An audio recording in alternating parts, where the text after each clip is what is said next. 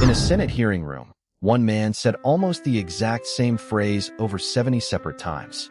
On the advice of counsel, I respectfully decline to answer based upon my rights under the Fifth Amendment. 70 times, in front of live television cameras, in front of the entire country.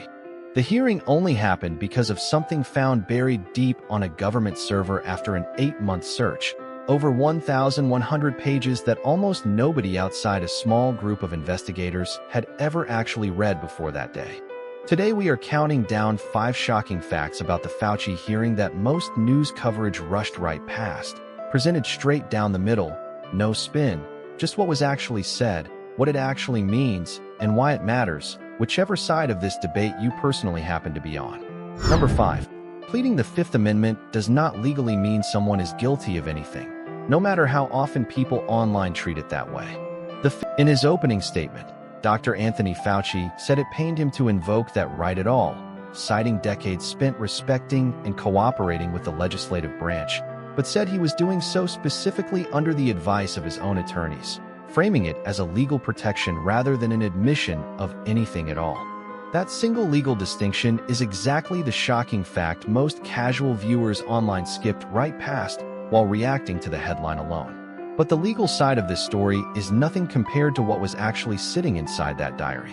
Number 4. The hearing itself only exists because of a stack of personal diary pages nobody expected to ever see again. According to committee statements, more than 1,100 pages of personal diary entries written between 2019 and 2022 were located on government servers after roughly an 8-month search process. Health Secretary Robert F. Kennedy Jr. said those pages were then handed directly to Senator Rand Paul and Senator Ron Johnson, setting up the hearing that would follow soon after. A private diary spanning 3 full years of a global pandemic response quietly resurfacing after nearly a year of searching is precisely the kind of detail that got buried under louder headlines.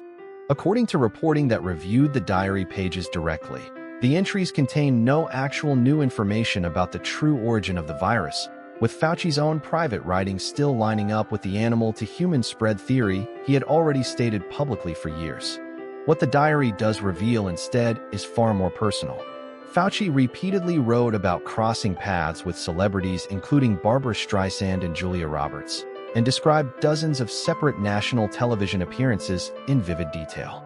In some of the most striking passages, Fauci privately described then-President Donald Trump's press conferences as, in his own written words, painfully rambling, and at one point called Trump's campaign trail comments, quote, spewing nonsense and a true embarrassment.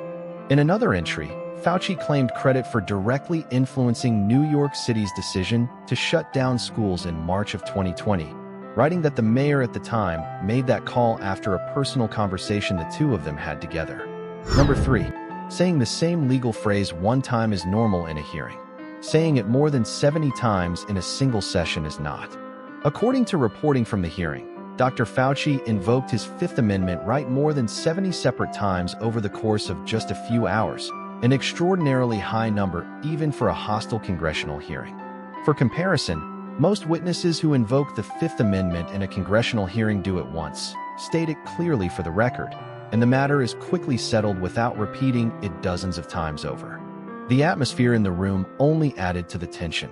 At one point during the hearing, a man seated directly behind Fauci was captured on camera, making visible faces and reactions throughout the questioning, a small moment that still ended up circulating widely online afterward.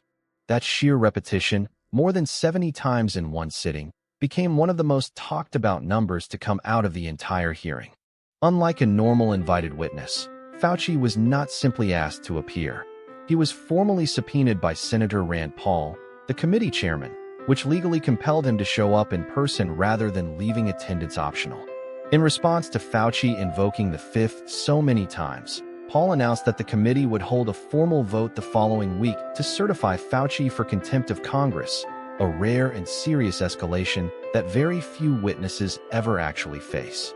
Paul also argued publicly that Fauci had no real right to plead the Fifth at all, pointing to a broad, preemptive pardon that former President Joe Biden had already granted Fauci covering matters related to COVID-19 before ever leaving office. Yet Health Secretary Robert F. Kennedy Jr. countered that argument by pointing out Fauci could still face perjury charges over anything false he said inside that hearing room, since a pardon for the past cannot cover a brand new lie told under oath in the present. But the number of times he pleaded the fifth was not even the most dramatic moment inside that room that day. Number 2. What each side actually said in that room was far sharper than most headlines managed to capture. Senator Josh Hawley accused Fauci of being on what he called a power trip, while Senator Bernie Moreno pushed him to apologize to Americans affected by pandemic-era policies and pointed to passages in the diary he said hinted at a possible lab origin for the virus. Moreno told the room that learning about that exact arrest was part of what pushed him to run for public office in the first place, calling the broader pandemic response, in his own words, a total disgrace for the entire country. On the other side of the room, Senator Gary Peters argued the entire hearing was designed to fuel what he called a purely partisan agenda rather than genuinely make Americans safer, defending Fauci's legal right to stay silent. Fauci himself did not stay quiet either, directly calling Senator Rand Paul unhinged and accusing him of an obvious obsession with pushing for his prosecution rather than genuinely seeking the truth, a striking accusation to hear a career federal scientist make directly to a sitting senator on live television. Two completely different stories about the exact same hearing, both backed by real quotes from the exact same room.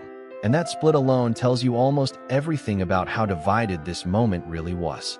And all of that tension only makes sense once you understand exactly how long this fight had actually been building. And now, number 1.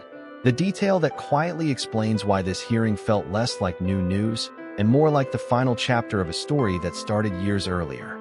Rand Paul and Anthony Fauci have been publicly clashing over COVID-19 origins and pandemic policy for years, long before this specific hearing, through multiple earlier hearings, television interviews, and public statements aimed directly at each other. One of the most repeated flashpoints between them has been something called gain-of-function research, a controversial and highly technical type of experiment where scientists deliberately modify viruses in a lab setting to study how they might spread more easily between people, which Paul has argued publicly for years that Fauci's own agency helped fund without full and honest transparency to Congress. Fauci has repeatedly and publicly denied ever lying to Congress about that funding, while Paul has just as repeatedly accused him of misleading lawmakers, and the two men have clashed directly over that exact same disagreement in hearing after hearing, year after year, without either side ever fully backing down. This hearing was reportedly set in motion specifically once Paul gained access to those diary pages, treating them as the missing piece he had spent years publicly saying he needed. Whichever side of this story you believe, both Fauci's decision to invoke the Fifth Amendment and Paul's years-long pursuit of this exact moment were being written long before either man ever sat down in that hearing room. That is the shocking fact hiding underneath every headline about this hearing. It was never really about one single afternoon, one diary, or even one single subpoena. So the next time you see a headline about someone pleading the Fifth Amendment, remember what we actually covered today. It is a legal protection, not an admission of guilt. It followed the resurfacing of over 1,100 pages of diary entries after an 8-month search, entries that revealed private thoughts about celebrities and blunt criticism of a sitting president rather than any new answer about where the virus actually came from. It was invoked more than 70 times in one single hearing, backed by a formal subpoena, and followed almost immediately by a threatened contempt of Congress vote. Both sides delivered sharply different accounts of the exact same room, from accusations of a power trip to a defense against what was called a purely partisan agenda. And the entire moment was really the latest chapter in a public battle over gain-of-function research and pandemic transparency that had been building between these two men for years, long before either of them ever sat down in that room. Which of these 5 facts surprised you the most? And where do you personally land on it after hearing every side laid out clearly? Let me know respectfully in the comments below. And if you genuinely enjoyed this straightforward, no-spin breakdown of a story most headlines rush through, subscribe for more stories explained clearly and fairly every single week.